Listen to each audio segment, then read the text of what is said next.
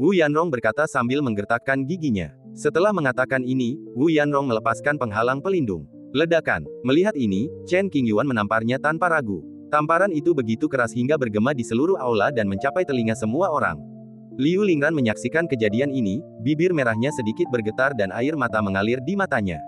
Jadi begini rasanya jika ada seseorang yang mendukung Anda. Siu dalam dunia kultivasi yang kacau dan kejam ini, sangatlah berharga untuk memiliki sedikit kehangatan. Berpikir tentang tamparan yang diberikan Wu Yanrong padanya, Liu Lingran tidak merasa terhina lagi, dan retakan di hatinya perlahan sembuh. Ada bekas tamparan yang sangat jelas di wajah Wu Yanrong. Dia mengepalkan tangannya erat-erat, kukunya menusuk telapak tangannya, matanya terbuka lebar, dan ekspresinya ganas, seolah-olah dia ingin memakan Chen Qingyuan hidup-hidup. Kamu seharusnya berterima kasih kepada ayahmu, Chen Qingyuan berkata dengan dingin. Setelah itu, Chen Qingyuan berjalan menuju tengah aula dan melirik semua orang. Tatapannya terpaku pada sang guru suci, membalas tatapannya dengan ekspresi tenang. Sekte Xuanxing terletak di daerah terpencil, dengan fondasi yang dangkal, dan tidak berniat menaiki tangga istana Piao Miao. Dari awal hingga akhir, inilah keinginan putra suci Anda. Saya harap Anda memahami hal ini. Setelah menjelaskan semuanya dengan jelas, Chen Qingyuan berjalan di depan Liu Lingran, menyingkirkan ekspresi dinginnya, dan tersenyum, Nona Liu, ketika kau memiliki kemampuan di masa depan, kau bisa membalas dendam pada orang-orang di istana Piao Miao. Aku serahkan dendam kecil ini padamu untuk ditangani. Ya, Liu Lingran menggigit bibir merahnya pelan dan mengangguk berat, terima kasih, guru muda. Dia tidak akan pernah melupakan kejadian hari ini. Jika Chen Qingyuan tidak melangkah maju, dia mungkin akan merasa sulit menyelesaikan masalah ini dalam hidupnya dan tidak akan bisa melupakannya. Gila, aku benar-benar ingin membantumu menemukan Mak Comblang, tapi sayangnya sekelompok orang di belakangmu meremehkan latar belakang Liu Yatu. Chen Qingyuan berkata pada Chang Sun Fengye. Chang Sun Fengye tidak menyalahkan Chen Qingyuan atas tindakannya. Ekspresinya serius, dan ia dengan paksa menekan emosinya yang gelisah. Suaranya serak, aku tidak mengerti. Kemudian, Chang Sun Fengye membungkuk kepada Liu Lingran dan memberi hormat dengan tangan terangkat tinggi, sambil berkata, saya minta maaf karena telah membuat Nona Liu diperlakukan tidak adil karena saya. Mohon maafkan saya, Paman Guru Muda, ayo berangkat. Liu Lingran menatap Chang Sun Fengye dalam-dalam, tetapi tidak menjawab. Ia tidak ingin tinggal di sini, bisiknya. Bagus. Jadi, Chen Qingyuan membawa Liu Lingran dan meninggalkan istana Piao Miao. Tidak perlu menyelidiki apa yang terjadi kemudian. Namun, Chen Qingyuan mendengarnya kemudian. Santo dari istana Piao Miao bertengkar hebat dengan para pemimpin sekte dan hendak mengundurkan diri. Tentu saja, para pemimpin sekte menghentikannya dan tidak setuju dengan pengunduran dirinya. Setelah lama bertengkar, putra suci Piao Miao mengasingkan diri dan tak seorang pun mengetahui niatnya. Dalam kehidupan ini, Chang Sun Fengye telah mengarahkan pandangannya pada Liu Lingran. Kali ini ia kembali dengan niat untuk mengungkapkan perasaannya kepada Liu Lingran dan membawa hubungan mereka ke jenjang yang lebih serius. Siapa yang mengira istana Piao Miao akan melakukan hal seperti itu, yang membuat hati Chang Sun Fengye hancur. Tidak mungkin menyerahkan Liu Lingran. Dia ingin mengasingkan diri dan benar-benar memahami teknik terlarang. Hanya dengan menunjukkan nilai yang cukup, seluruh tanah suci dapat tunduk kepadamu. Chang Sun Fengye terlalu malu untuk bertemu Liu Lingran sekarang, dan hanya berharap akan ada kesempatan untuk menjadi pasangan taonya di masa depan. Jauh dari istana Piao Miao, ada tempat yang dikelilingi oleh pegunungan dan sungai. Liu Lingran terus menatap Chen Qingyuan dengan tatapan aneh, rasa terima kasih, kegembiraan, kekaguman, dan sebagainya. Gadis Liu, meskipun tuan muda sangat tampan, jangan terobsesi padanya. Chen Qingyuan tidak bisa membiarkan Liu Lingran memiliki pikiran lain, jadi dia segera bercanda. Bagaimana kamu bisa mencuri istri saudaramu? Selain itu, Chen Qingyuan selalu memperlakukan Liu Lingran sebagai saudara perempuannya. Cek, simpul hati Liu Lingran terlepas, dan ia kembali ke kondisi pikirannya semula. Ia mendengus pelan, Paman Master, tolong berhenti bersikap narsis. Ini fakta, bukan narsisme. Chen Qingyuan berkata dengan kulit yang sangat tebal. Dia memutar matanya dan melengkungkan bibirnya tanpa mengatakan apapun. Setelah beberapa saat, Liu Lingran mengucapkan terima kasih kepadanya dengan sungguh-sungguh, guru muda, terima kasih.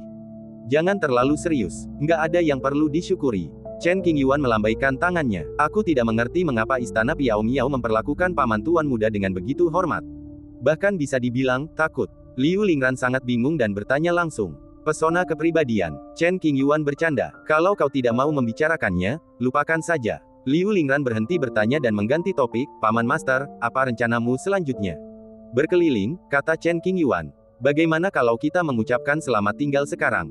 Meskipun Liu Lingran ingin mengikuti Chen Qingyuan, ia tidak ingin menjadi beban. Ia juga ingin menjadi lebih kuat dan memiliki kekuatan yang cukup agar tidak diganggu. Jika kau menghadapi masalah yang tak bisa kau selesaikan, jangan mencoba mengatasinya sendirian.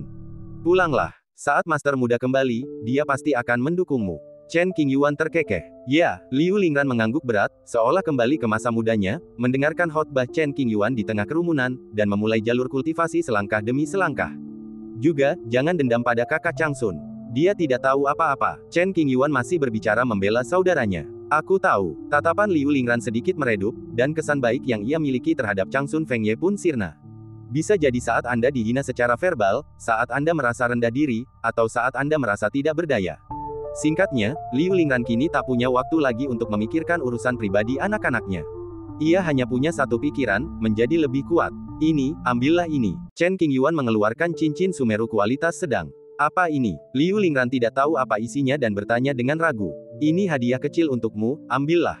Setelah menyerahkannya ke tangan Liu Lingran, Chen Qingyuan melambaikan tangannya dan pergi dengan anggun. Saat indera kedewaan menembus cincin Sumeru, Liu Lingran langsung terkejut. Guru muda. Sambil menatap ke kejauhan, Liu Lingran merasakan ada benjolan di hidungnya dan tidak mampu mengungkapkan apapun dengan kata-kata. Di dalamnya terdapat ratusan ribu batu roh berkualitas tinggi, serta berbagai sumber daya yang dibutuhkan untuk budidaya berantai, seperti rumput penenang jiwa dan rumput penenang, pil pemecah dewa, buah merah 3 daun, dan sebagainya. Selain itu, ada beberapa buku rahasia Tao yang sangat bagus, serta berbagai anotasi dan wawasan pribadi Chen Qingyuan. Buku-buku rahasia ini berasal dari perpustakaan Akademi Daoyi.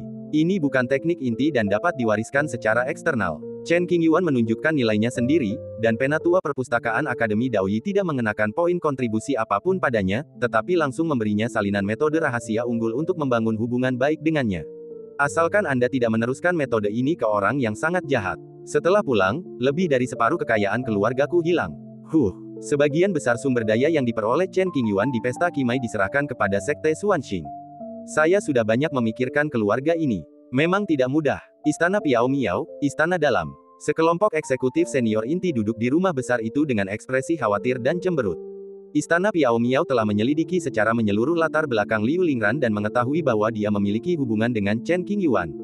Saat itu, meskipun Chen Qingyuan adalah salah satu dari 10 pahlawan Belantara Utara dan murid Akademi Daoyi, dia tidak dianggap terlalu serius oleh Istana Piao Miao. Selain itu, Sekte Xuanxing tidak ada hubungannya dengan Akademi Daoyi. Changsun Fengye adalah putra suci Istana Piao Miao. Setelah ia menjadi pasangan Tao dengan Liu Lingran, itu berarti Istana Piao Miao dan Sekte Xuanxing memiliki hubungan yang erat. Bagaimana mungkin pasukan utama di Northern Wilderness memandang rendah sebuah sekte di sudut terpencil? Pilihan terbaik adalah memotong pikiran Liu Lingran. Namun, para pemimpin Istana Piao Miao tidak pernah mengantisipasi situasi seperti itu. Chen Qingyuan telah menunjukkan bakat luar biasa, dan banyak master top seperti Dewa Pedang Chang Geng telah muncul, jelas untuk melindunginya. Jika orang di belakang Chen Qingyuan tidak cukup berkuasa, dia tidak akan bisa hidup damai sekarang.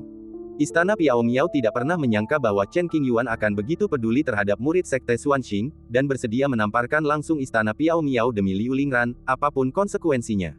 Mulai hari ini, Tetua Wu akan mundur dan tidak akan ikut campur dalam urusan penting sekte. Tuan Suci Yi Qianran mengeluarkan perintah. Mengapa? Wu Yanrong tidak setuju dan membalas. Jika bukan karena ayahmu, apakah menurutmu kamu masih bisa duduk di sini? Pada saat itu, Wu Yanrong menerima tugas untuk mengalahkan Liu Lingran, dan Tuan Suci menyetujuinya. Tuhan Yang Maha Suci mengingatkannya untuk tidak membesar-besarkan masalah itu, lagi pula, ia tetap harus memberikan muka kepada Sang Putra Kudus. Namun, Wu Yanrong tidak mengindahkan kata-kata Tuan Suci. Ia memandang rendah orang-orang dari kalangan bawah dan mempermalukan Liu Lingran dengan kejam. Jika bukan karena ini, Istana Piao Miao tidak akan merasa malu seperti ini. Kamu seharusnya bersyukur karena kamu memiliki ayah yang baik, kalau tidak, kamu tidak akan berumur panjang. Saat itu, Wu Yanrong masih berpikir untuk menyerang Chen Qingyuan, dan Saint Lord hampir berniat membunuhnya. Jika Chen Qingyuan dalam masalah, Istana Piao Miao tidak akan pernah damai. Pada titik ini, Wu Yanrong kehilangan kekuatan aslinya dan menemukan tempat yang tenang untuk berlatih kultivasi. Bagaimana kita berurusan dengan Putra Kudus? Seorang tetua bertanya. Belum lama ini, Changsun Fengye bertengkar dengan para eksekutif senior dan mengasingkan diri, menolak menemui siapapun. Aduh, Sang Holy Lord mendesah pelan dan menyalahkan dirinya sendiri, ini semua salahmu karena tidak memikirkan semuanya dengan matang. Beginilah keadaannya sampai seperti ini. Aku berada dalam posisi yang sangat sulit, baik di dalam maupun di luar. Karena dia putra suci, dia harus memikul tanggung jawab Istana Piao Miao. Itu bukan salah Tuan Suci. Para pejabat senior Istana Piao Miao tidak menganggap ada yang salah dengan masalah ini. Meskipun Chen Qingyuan membuat keributan, semua orang masih berpikir bahwa Liu Lingran tidak layak untuk Changsun Fengye. Karena Liu Lingran bukan murid Akademi Daoyi, melainkan anggota Sekte Xuanxing, ia tidak berbakat dan tidak memiliki latar belakang yang mendalam. Keterasingan putra suci akan berdampak besar pada masa depan istana Piao Miao. Sang Tuhan Yang Maha Suci merenung. Saya yakin putra suci pasti akan memahami usaha keras sekte ini. Sekelompok orang yang sok tahu dan belum menyadari kesalahan mereka. Meskipun Changsun Fengye adalah putra suci dan memiliki kekuatan besar, masih banyak hal yang tidak dapat ia putuskan. Ada dua cara untuk mengubah ini. Pertama, berkultivasi hingga mencapai puncak dunia dan menghancurkan segalanya dengan kekuatan absolut. Kedua, menunjukkan bakat yang tidak kalah dengan leluhur pendiri dan memperoleh pengakuan dari monumen leluhur. Monumen leluhur mengakui bahwa posisi putra suci tak tergoyahkan.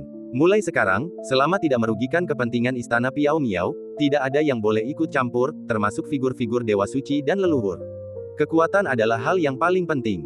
Changsun Fengye untuk sementara menekan kerinduannya terhadap Liu Lingran dan rasa bersalahnya, dan bekerja keras untuk memahami teknik terlarang dan menyatukan kedua kepribadiannya. Jika dia bisa mendapatkan beberapa wawasan, Changsun Fengye akan mampu mencapai alam leluhur yang mendirikan sekte tersebut, bakatnya akan lebih meningkat, dan masa depannya akan menjanjikan. Dengan cara ini, tidak ada seorang pun di istana Piao Miao yang akan melakukan hal bodoh seperti itu lagi. Pada saat yang sama, Chen Qingyuan tiba di Bintang Qiongyu di wilayah Bintang Lihe. Di mana kita bisa menemukannya di tempat sebesar ini? Menyelidiki lokasi keluarga Chang yang disebutkan oleh gadis berbaju merah. Meskipun gadis berbaju merah terjebak dalam jurang, dia masih cukup jelas mengenai situasi antara kedua dunia. Perjanjian keempat adalah menyerahkan giok darah berbentuk naga kepada seseorang dari keluarga Chang. Saya hanya memberi Anda lokasi perkiraannya, dan saya harus mencari sendiri sisanya. Pada bintang yang besar, ada banyak sekali orang yang bermarga Chang. Keluarga Chang sulit ditemukan. Chen Qingyuan tidak terburu-buru dan berjalan maju perlahan. Tempat ini relatif terpencil dan bahkan lebih terbelakang dari lokasi sekte Xuanxing.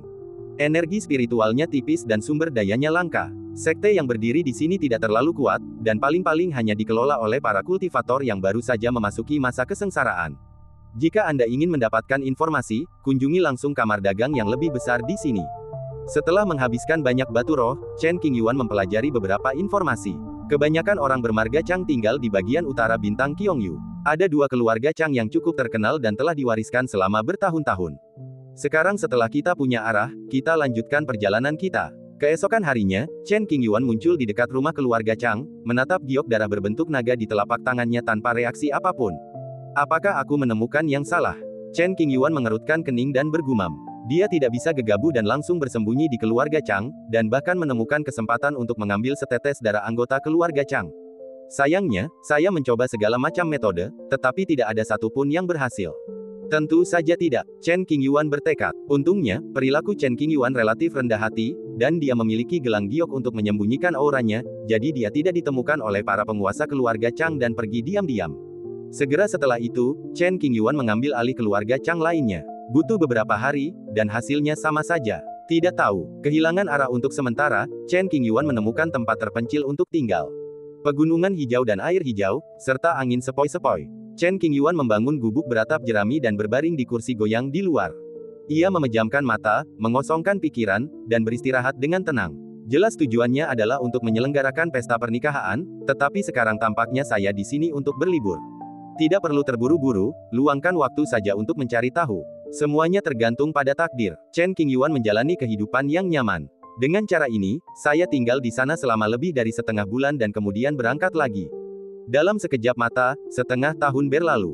Chen Qingyuan melakukan perjalanan ke banyak tempat di Bintang Qiongyu, tetapi tidak menemukan perubahan apapun pada giok darah berbentuk naga. Apakah benda ini rusak? Pada saat ini, Chen Qingyuan dengan hati-hati memperhatikan giok darah yang diukir dengan pola kuno, dan merasa sedikit ragu tentangnya. Saya mempelajarinya cukup lama, tetapi tidak melihat hasil apapun. Tepat saat Chen Qingyuan hendak menyimpan giok darah berbentuk naga, giok darah itu tiba-tiba memancarkan cahaya redup. Hah! Tiba-tiba, Chen Qingyuan menjadi waspada. Dia memastikan bahwa dia tidak melihat sesuatu dan terus menatap. Setelah beberapa tarikan napas, giok darah berbentuk naga itu berkedip sedikit lagi. Ada reaksi. Chen Qingyuan sangat gembira dan melangkah maju sambil membawa giok darah di tangannya. Semakin jauh Anda melangkah, semakin cepat lampunya berkedip. Mempercepat langkahnya, Chen Qingyuan tiba di sebuah desa pegunungan. Desa Luoxia. Di luar desa berdiri sebuah papan kayu sederhana, tertutup lumpur dan debu, tampak sangat tua. Begitu aku memasuki desa, banyak orang menatapku. Orang-orang dari desa lain, cepat beritahu kepala desa bahwa ada orang asing yang datang. Gadis, jangan pergi ke sana untuk bermain. Itu berbahaya. Penduduk desa semuanya orang-orang sederhana dan jujur dengan nama keluarga Li, dan tidak ada fluktuasi energi spiritual di tubuh mereka.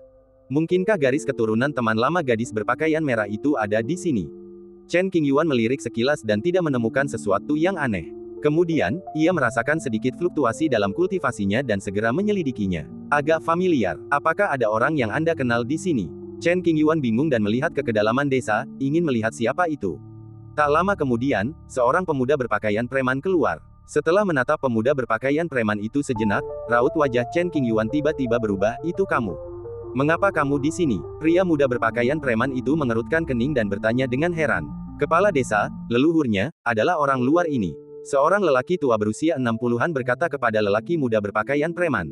Gambar seperti ini aneh sekali. Pemuda berpakaian sipil itu tampak muda, tetapi sebenarnya usianya lebih dari 4.000 tahun.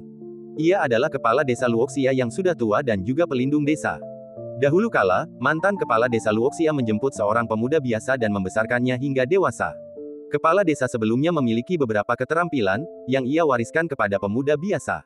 Hanya dalam 1 tahun, kekuatan pemuda biasa itu jauh melampaui kepala desa sebelumnya, dan ia sangat berbakat. Kemudian, kepala desa sebelumnya meninggal dunia dan mempercayakan desa Luoxia kepada seorang pemuda berpakaian rakyat jelata.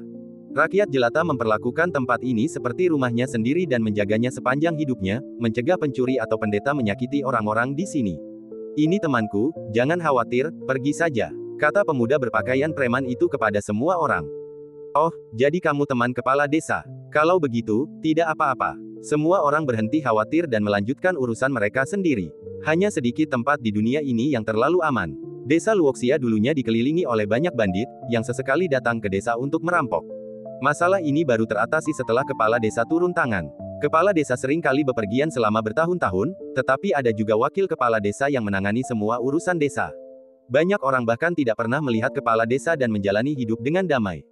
Beberapa penduduk desa yang baik hati mengundang Chen Qingyuan ke rumah mereka dan minum teh. Chen Qingyuan menolak sambil tersenyum. "Mari ikut saya." Pria muda berpakaian preman itu menatap Chen Qingyuan dalam-dalam dan berjalan di depan. Rumah bambu sederhana dengan meja dan kursi kayu serta beberapa bunga dan tanaman di halaman. "Silakan duduk." Pemuda berpakaian preman itu menunjuk ke kursi kosong di depannya dan menuangkan secangkir teh untuk Chen Qingyuan. "Chang Ziqiu, apakah ini rumahmu?" Chen Qingyuan sangat terkejut. "Omong kosong. Orang ini adalah Chang Ziqiu, salah satu dari 10 pahlawan Belantara Utara, yang bersinar di perjamuan Qimai." "Tunggu, nama belakangmu Chang." Saat nama Chang Ziqiu dipanggil, Chen Qingyuan merasakan reaksi liontin giok di tangannya dan tiba-tiba mendapat tebakan yang seharusnya tidak salah. "Apa yang ingin kau katakan?" Chang Ziqiu berpakaian sederhana, rambut panjangnya diikat erat dengan sehelai kain. Ekspresinya tegas. "Lalu, kenapa kau di sini?" "Aku bilang aku hanya lewat saja, kau percaya padaku?" Chen Qingyuan bertanya balik. "Tempat ini sangat terpencil. Kalau kau datang ke sini tanpa tujuan, apa kau pikir aku akan percaya?" Chang Ziqiu dan Chen Qingyuan pernah bertemu sebelumnya, tetapi mereka tidak saling kenal. Tepatnya, dia dipukuli oleh Chen Qingyuan. Demi memenuhi janjinya untuk menghancurkan para pahlawan di Northern Wilderness, Chen Qingyuan tidak punya pilihan selain melakukannya. "Jadi, aku memang punya sesuatu untuk dilakukan." Chen Qingyuan menyesap teh di atas meja dan berkata dengan serius, "Untukmu." "Saya." Kedengarannya aneh. Chang Ziqiu sedikit mencondongkan tubuh, secara naluriah menjaga jarak dari Chen Qingyuan. Dia sama sekali tidak tampak eksentrik. "Jangan biarkan imajinasimu liar." Chen Qingyuan menyadari keanehan di mata Chang Ziqiu dan segera menjelaskan, "Aku tidak tertarik padamu sebagai pribadi. Aku perlu menemukanmu untuk sesuatu." "Apa itu?" Chang Ziqiu tetap waspada. "Ini untukmu." Chen Qingyuan membalik tangan kanannya, dan giok darah berbentuk naga muncul di telapak tangannya. Giok darah diletakkan di atas meja, kilaunya mengalir, dan cahaya merahnya seperti api. "Apa artinya?" Chang Ziqiu melirik giok darah, mengerutkan kening, tidak memahami artinya. Entah kenapa, saat Chang Ziqiu melihat giok darah itu, jantungnya berdebar kencang, seolah ada ikatan yang tersentuh. Perasaan itu sulit diungkapkan. "Saya dipercaya untuk menyerahkan barang ini kepada keturunan keluarga Chang," kata Chen Qingyuan. "Aku bahkan tidak tahu siapa aku, bagaimana kau tahu aku keturunan keluarga Chang yang kau cari?" Chang Ziqiu tertawa dalam hati. Ia dibesarkan di luar desa sejak kecil dan diadopsi oleh kepala desa lama desa Luoxia. Kemudian, dengan bakatnya yang luar biasa, ia berhasil keluar dari desa pegunungan kecil itu.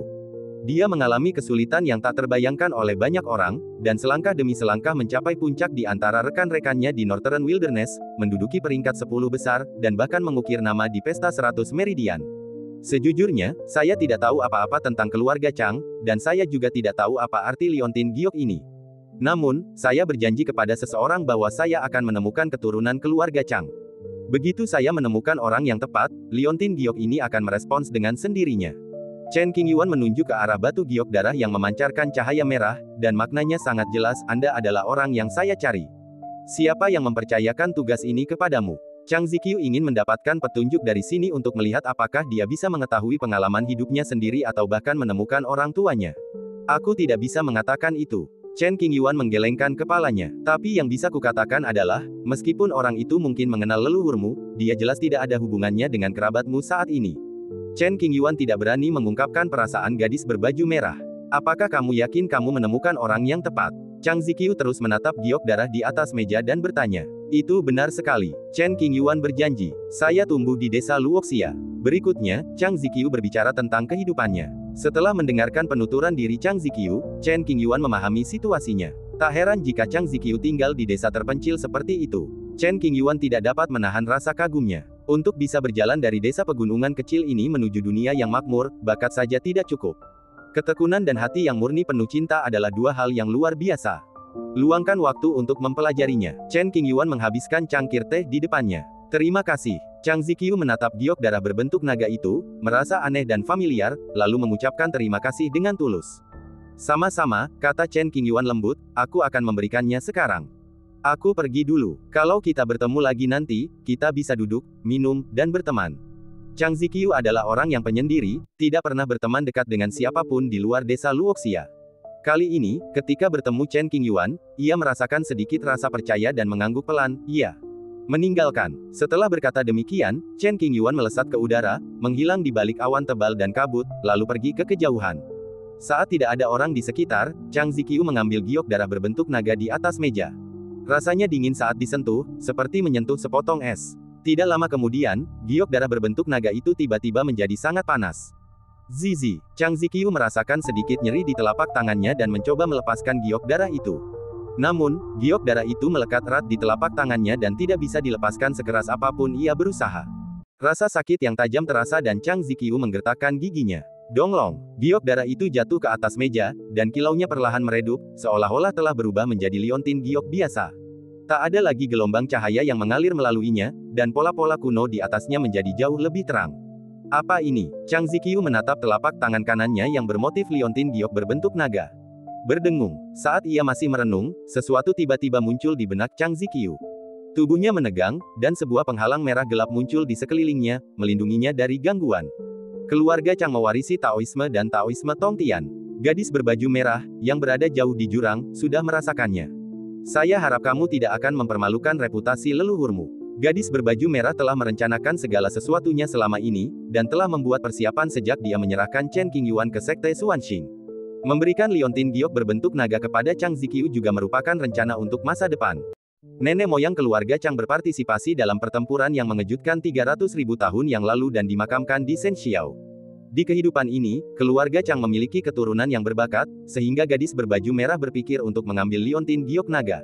Lagi pula, liontin itu adalah pusaka keluarga, dan juga memenuhi keinginan leluhur keluarga Chang. Jika generasi muda berbakat, warisan keterampilan Tao dalam liontin giok dapat membantu mereka. Jika tidak, biarkan keturunannya menjalani kehidupan yang damai. Era agung telah tiba. Semoga kita bisa melihat harapan kali ini. Gadis berbaju merah itu menatap ke kejauhan, matanya dipenuhi segudang pikiran yang tidak dapat dijelaskan dengan kata-kata, dan dia bergumam pada dirinya sendiri. Jembatan ilahi telah rusak dan sulit untuk mencapai sisi lainnya. Jutaan tahun yang lalu, dunia berubah drastis. Kaisar Agung terakhir dunia fana, Tai Wei, menentang kehendak langit dan tak mampu mengubah situasi. Akhirnya, ia mengorbankan dirinya untuk menekan jembatan ilahi, menyisakan celah sempit bagi generasi kultivator masa depan untuk menyeberang. Pada tahun-tahun berikutnya, banyak sekali pria kuat mencari arah ke pantai seberang, tetapi sayangnya tidak seorang pun berhasil. Sekitar 300.000 tahun yang lalu, sebuah perang dahsyat meletus. Banyak dewa dan prajurit perkasa di dunia gugur di sana. Pertempuran itu menyebabkan tatanan jalan besar terbalik, dan semua jejak sejarah terhapus secara paksa. Mari kita bicarakan hal itu saat kita kembali. Chen Qingyuan berencana untuk kembali ke Akademi Daoyi terlebih dahulu, karena masih ada beberapa hal yang harus dia tangani. Dia memiliki satu kesempatan lagi untuk memanjat pagoda kuno, dan kali ini dia harus mencapai puncak untuk melihat apa yang ada di dalamnya. Selain itu, ia juga harus bertemu dengan saudara Hei, ular piton hitam besar. Awalnya, Chen Qingyuan membawa banyak makanan lezat untuk Black Piton, tetapi dia dikeluarkan dari akademi oleh gurunya Yu Chenran, dan langsung pergi ke sekte Xuanxing. Sekarang semua urusan sepele sudah selesai, tentu saja saya harus kembali ke akademi. Setelah melakukan perjalanan beberapa saat, Chen Qingyuan tiba di akademi dengan selamat. Saya baru saja kembali dan menemukan sesuatu yang aneh. Dia begitu ketakutan hingga seluruh tubuhnya gemetar dan wajahnya berubah drastis. Apa kesalahan Penatua Zhao yang telah dilakukannya lagi? Begitu memasuki akademi, Chen Qingyuan melihat pemandangan yang menakjubkan. Langit dipenuhi awan dan kabut. Zhao Yichuan, berpakaian putih, dibanting ke tanah oleh dekan dengan sebuah tamparan. Gunung-gunung di dekatnya langsung runtuh dan berubah menjadi reruntuhan. Gadis Song memang gadis muda yang berbakat, tapi dia masih belum mengerti banyak hal meskipun dia muridmu. Bagaimana kau bisa menjadi guru? Ternyata dekan secara pribadi telah mengajari Song Ningyan tentang kultivasinya dan menemukan sejumlah masalah. Mengalahkan muridnya jelas bukan pilihan, jadi satu-satunya pilihan adalah mencari masalah dengan Zhao Yichuan. Pertama-tama, dia menggali Zhao Yichuan dari kaki gunung, memberinya ceramah, dan kemudian menamparnya. Seluruh prosesnya lancar dan mulus. Para tetua tidak dapat melihat wajah dekan yang sebenarnya dan hanya dapat melihat sosok yang samar-samar. Hal semacam ini sudah sering terjadi sebelumnya, dan mereka telah melihatnya berkali-kali sehingga hal itu tidak mengherankan. Setelah menonton acara itu, semua orang melanjutkan urusannya masing-masing. Satu-satunya orang yang terluka adalah Penatua Zhao. Sungguh menyedihkan. Tenggorokan Chen Qingyuan tercekat, dan dia merasa kasihan padanya, pikirnya dalam hati. Setelah kembali, Chen Qingyuan menyapa Yu Chen. Setelah itu, dia pergi ke suatu tempat yang tertutup rapat. Saudara laki-laki, tempat ini sangat kosong dan merupakan habitat ular piton hitam. Chen Qingyuan berteriak keras di dalam dan mengeluarkan banyak makanan lezat dari tas Qiankunnya. Kakak, aku sangat merindukanmu. Dengan suara mendesing, ular piton hitam itu menjulurkan kepalanya dari kabut, menyemburkan lidahnya yang gelap dan berbicara dengan suara perut. Ini makanan lezat yang kubawakan khusus untukmu. Coba lihat apakah ini cocok untukmu. Chen Qingyuan menunjuk tumpukan kecil makanan di depannya. Terima kasih, saudara. Ular piton hitam sangat bersyukur. Senang rasanya punya saudara yang selalu memikirkannya. Mendarat di tanah, ular piton hitam memakan makanan itu, perlahan-lahan menikmati rasanya, dengan ekspresi puas di wajahnya. Din, kau di sini. Kenapa kau belum membuka segelku? Chen Qingyuan bingung mendengar ini. Jangan bahas itu, Berbicara tentang ini, ular piton hitam itu tiba-tiba menjadi depresi dan mendesah pelan, dekan bilang aku tak berguna. Aku tak bisa membuka segelnya selama ribuan tahun. Aku pantas dikurung. Petik 2. Chen Qingyuan terdiam. Perilaku ini sesuai dengan temperamen dekan. Dibandingkan dengan Lao Zhao, dikurung sebenarnya bukan apa-apa. Itu memberiku sedikit kedamaian dan ketenangan. Setidaknya aku tidak perlu dipukuli. Ular piton hitam adalah hewan peliharaan dekan. Ia telah diberi makan berbagai batu spiritual dan buah-buahan berharga sejak kecil. Rasanya hampir seperti membesarkan anak yang hilang. Itu masuk akal. Chen Qingyuan setuju dengan sudut pandang ini dan mengangguk. Kita tidak usah bicarakan ini lagi, nanti dekan dengar. Ular piton hitam memobilisasi energi spiritual dalam kehampaan dan mengirimkan segala jenis makanan lezat ke mulutnya, yang sangat nyaman. Setelah hampir kenyang, ular piton hitam mulai menenggak anggur spiritual, merindukan kehidupan di luar dunia. Aku perkirakan dalam beberapa ratus hari, aku akan bisa melepaskan diri dari segel ini. Lalu, kita berdua akan berkelana dan mencicipi semua makanan lezat di dunia. Tentu saja, Chen Qingyuan berjanji. Setelah tinggal selama beberapa jam, Chen Qingyuan harus pergi. Sebelum pergi, ia memberikan semua makanan lezat yang ada di tubuhnya kepada ular piton hitam itu tanpa ragu. Kakak akan mengingat kebaikanmu dan pasti akan membalasmu di masa depan. Ular piton hitam memiliki temperamen yang lugas dan tidak pilih-pilih terhadap dendam. Meskipun ular piton hitam terperangkap di sini, jika dia benar-benar keluar, saya khawatir hanya sedikit orang yang dapat berbuat apapun kepadanya, kecuali orang-orang tua yang telah hidup selama puluhan ribu tahun itu muncul. Sungguh canggung mengatakan hal itu di antara saudara. Chen Qingyuan tersenyum dan melambaikan tangan selamat tinggal. Tidak lama kemudian, Chen Qingyuan tiba di tempat latihannya sendiri. Dulu, Zhao Yichuan selalu ada untuk melindungi mereka saat memasuki pagoda kuno. Namun, kini, Zhao Yichuan menghadap dinding untuk merenungkan kesalahannya, sehingga kunjungan selanjutnya ke pagoda kuno harus ditunda. Kakak senior, begitu dia tiba, Song Ningyan muncul di luar pintu. Adik Song, masuk dan duduk. Chen Qingyuan menyingkirkan penghalang di pintu dan duduk di halaman sambil minum teh. Hari ini, Song Ningyan mengenakan gaun biru muda, memberikan kesan segar. Ia tersenyum manis dan membungkuk, "Halo, kakak senior." "Tidak, sama sekali tidak." Melihat ini, Chen Qingyuan tersedak teh di mulutnya dan tampak sedikit bingung, "Aku tidak terbiasa kamu tiba-tiba bersikap begitu sopan. Kita pertahankan saja seperti ini." "Oh." Song Ningyan segera menyingkirkan senyumnya, duduk dengan ekspresi dingin, dan menatap mata Chen Qingyuan, "Kakak senior, kamu suka gadis yang acuh tak acuh, kan?" "Omong kosong." Chen Qingyuan menegur sambil tersenyum, "Jangan bicarakan ini. Apa yang ingin kau bicarakan denganku? Tidak bisakah kamu datang menjengukku jika kamu baik-baik saja?" Song Ningyan bertanya balik, "Apa yang kau lakukan di sini kalau tidak ada kegiatan? Apa kau punya niat buruk padaku?" Chen Qingyuan bercanda, "Yang mulia, berhentilah bersikap narsis." Song Ningyan memutar bola matanya. "Saya ingin meminta maaf atas nama keluarga Song. Situasi di negara kekaisaran terlalu buruk hari itu. Para tetua keluarga Song yang menyertainya tidak berani ikut campur, jadi mereka hanya berdiri dan menonton. Saya harap Anda bisa memaafkan saya, kakak senior." "Tidak perlu minta maaf, aku mengerti." Chen Qingyuan berkata, "Aku tidak ada hubungannya dengan keluarga Song, jadi keluarga Song tidak perlu membantu.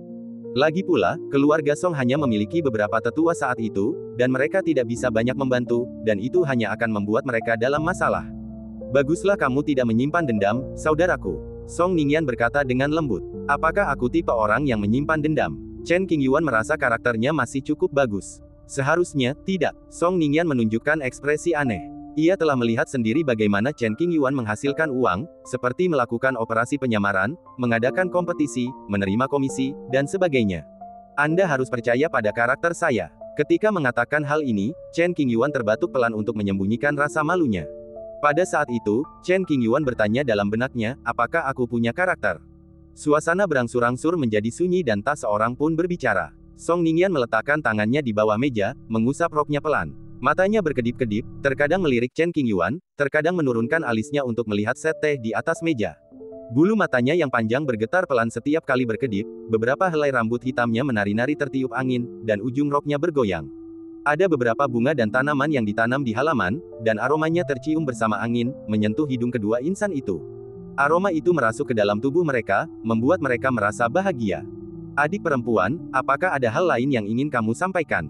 Chen Qingyuan menyeruput tehnya, memecah suasana tegang itu. Tak lama kemudian, Song Ningyan bercanda, "Kakak, kamu sekarang terkenal di seluruh dunia. Kudengar banyak saudari dan saudari junior di akademi ingin menjadi partnermu. Aku tidak bisa menahannya. Karismaku terlalu tinggi." Chen Qingyuan, yang sangat keras kepala, tidak menganggap ada yang salah sama sekali dan menggunakan ini untuk menyombongkan diri. "Jadi, apakah kakak senior punya seseorang yang disukainya?" Saat menanyakan pertanyaan ini, wajah Song Ningyan sama sekali tanpa emosi, setenang air, seolah ia bertanya dengan santai. Detak jantungnya terasa lebih cepat, dan tangannya mencengkeram gaunnya erat-erat. "Sebagai kultivator generasi saya, kita seharusnya mengarahkan pedang kita pada Dao yang agung. Bagaimana mungkin kita teralihkan oleh urusan cinta?" Tentu saja, Chen Qingyuan, yang duduk berhadapan dengan Song Ningyan, tidak dapat melihat satupun gerakan halus Song Ningyan. Makna tersiratnya adalah tidak ada seorang pun yang saya sukai. Saya sedikit kecewa saat mendengar jawaban ini, tetapi kemudian saya merasa lebih senang. Setidaknya Chen Qingyuan tidak memiliki orang lain di hatinya. "Ngomong-ngomong, aku mendengar." Song Ningyan ragu untuk berbicara. "Saya menjadi sangat cemas ketika mendengar seseorang berbicara di tengah jalan." "Jangan buang waktu, bicara saja," desak Chen Qingyuan. "Kudengar kakak senior punya teman dekat perempuan di masa lalu, tapi sayangnya mereka tidak ditakdirkan bersama dan berpisah dengan cara yang tidak bahagia. Siapapun yang tertarik dapat mencari tahu tentang masa lalu Chen Qingyuan dengan sedikit penelitian." Setelah pesta 100 meridian berakhir, Song Ningyan menghabiskan beberapa waktu dan mencari tahu tentang masa lalu Chen Qingyuan. Mendengar ini, senyum di bibir Chen Qingyuan membeku. "Kalau ngobrolnya kayak gini, nggak ada yang perlu dibicarakan. Adik perempuan, pintunya ada di sana, jangan terlalu lambat." Chen Qingyuan tidak suka rahasianya terbongkar. Rasanya seperti pakaiannya dilucuti dan seluruh tubuhnya terasa tidak nyaman. "Jangan marah," Song Ningyan langsung berkata, "aku hanya bertanya, tidak ada maksud lain." "Saya tidak marah." Chen Qingyuan meletakkan tangannya di dada dan memasang ekspresi serius. Menurutnya, Song Ningyan ingin mengolok-oloknya, jadi tentu saja dia harus bertindak tegas untuk menakut-nakutinya. Sebenarnya, Chen Qingyuan telah lama melupakan kejadian masa lalu itu. Melihat Chen Qingyuan begitu serius, hati Song Ningyan tenggelam. Dari sudut pandangnya, dia berspekulasi bahwa Chen Qingyuan masih belum bisa melupakan cinta lamanya, jadi dia memiliki reaksi yang begitu besar. Mereka tidak tahu bahwa Chen Qingyuan tidak ingin ditertawakan. Mereka berdua sama sekali tidak sejalan, masing-masing punya pemikiran sendiri. Saudaraku, kamu pasti akan bertemu seseorang yang lebih baik di masa depan. Song Ningyan tidak merujuk pada dirinya sendiri, tetapi percaya bahwa dengan bakat dan pesona pribadi Chen Qingyuan, tidak banyak wanita di dunia yang dapat menandinginya. Saya harap begitu. Tiba-tiba, bayangan gadis berbaju merah melintas di mata Chen Qingyuan. Sesaat kemudian, ia segera menepis pikiran itu. Ia tak boleh membiarkan pikiran-pikiran seperti itu merajalela. Aku harus pergi dan memperbaiki rantaiku. Selamat tinggal, saudaraku. Song Ningyan sekarang sedang dilatih secara pribadi oleh dekan dan memiliki sedikit waktu luang.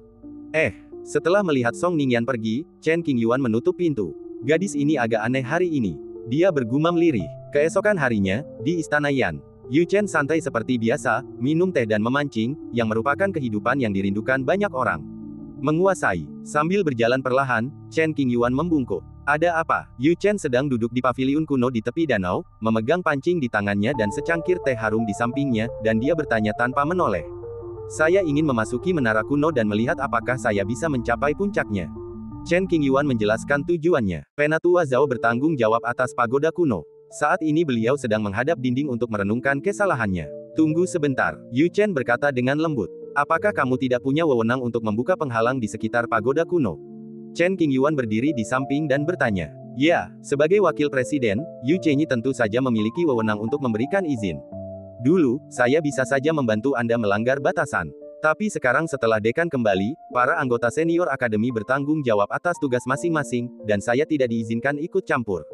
Pendek kata, Yu Chen tidak ingin ketahuan dekan dan dipukuli. Memancing dan minum teh setiap hari, hidup begitu nyaman, mengapa repot-repot? Oke, Chen Qingyuan mengerti dan mengangguk tanpa daya. Baiklah, kalau kau punya nyali, pergi saja cari dekan. Yu Chen menoleh menatap Chen Qingyuan dan menyeringai. Melihat senyum guru, Chen Qingyuan merasa gelisah, lupakan saja, masih banyak hari yang akan datang, jadi jangan ganggu dekan. Pengecut sekali, Yu Chen menggumamkan sesuatu dengan suara rendah. Guru, Anda bertindak seolah-olah Anda tidak takut pada dekan. Chen Qingyuan membantah. Ini bukan rasa takut, ini rasa hormat terhadap dekan. Berani-beraninya kamu menggoda guru. Kamu pantas dipukuli. Yu Chen menjentikkan jarinya di udara, dan tanda merah muncul di dahi Chen Qingyuan, dan rasa sakitnya terlihat jelas. Semua yang kamu katakan itu benar. Chen Qingyuan menyentuh dahinya dengan ekspresi tak berdaya. Aku nggak ngangka kamu bakal balik secepat ini setelah pergi keluar. Aku cuma mau bantuin kamu. Setelah selesai berbicara, Yu Chen mengeluarkan sesuatu dari tangannya. Kemudian, benda itu melayang di depan Chen Qingyuan dan melayang di udara. Guru, apa ini? Objek ini berupa kotak kecil berwarna gelap dengan puluhan pola tao hitam yang melingkari bagian luarnya. Terlihat sangat misterius dan agak menyeramkan. Aku juga tidak tahu. Yu Chenran menggelengkan kepalanya. Jadi, bagaimana saya bisa membantu Anda? Chen Qingyuan sangat terkejut. Barang ini datang dari dekan. Awalnya beliau ingin saya memberikannya kepada seseorang. Saya mendapat beberapa wawasan beberapa hari terakhir ini, dan mungkin saya perlu beristirahat cukup lama. Oleh karena itu, saya bermaksud menyerahkan tugas ini kepada Anda. Yu Chenran telah lama menyentuh jembatan ilahi, tetapi sayangnya ia belum pernah benar-benar berdiri di atasnya. Kali ini, dengan bimbingan dekan dan akumulasi pengalamannya selama bertahun-tahun, ini adalah kesempatan yang sangat besar untuk sebuah terobosan. Bukankah ada wakil presiden Lin? Chen Qingyuan khawatir dia akan melakukan kesalahan dan gagal melakukan apa yang diminta dekan Tu, yang akan menjadi masalah besar. Baik dekan maupun aku akan mengasingkan diri. Seseorang harus hadir di Akademi Daoyi. Lin Tua tidak boleh keluar untuk mencegah kecelakaan. Dekan kembali kali ini, terluka parah. Akhir-akhir ini ia sangat sibuk sehingga tidak bisa terus-menerus menahan lukanya dan harus segera mundur. Yu Chenran pun demikian, begitu menyendiri, ia tidak bisa memperhatikan dunia luar. Saya khawatir saya tidak bisa melakukannya. Chen Qingyuan menatap kotak gelap yang melayang di depannya dan berkata dengan lembut. Saya sudah memberi tahu dekan. Dekan yakin Anda orang yang sangat beruntung dan tidak akan terjadi apa-apa pada Anda.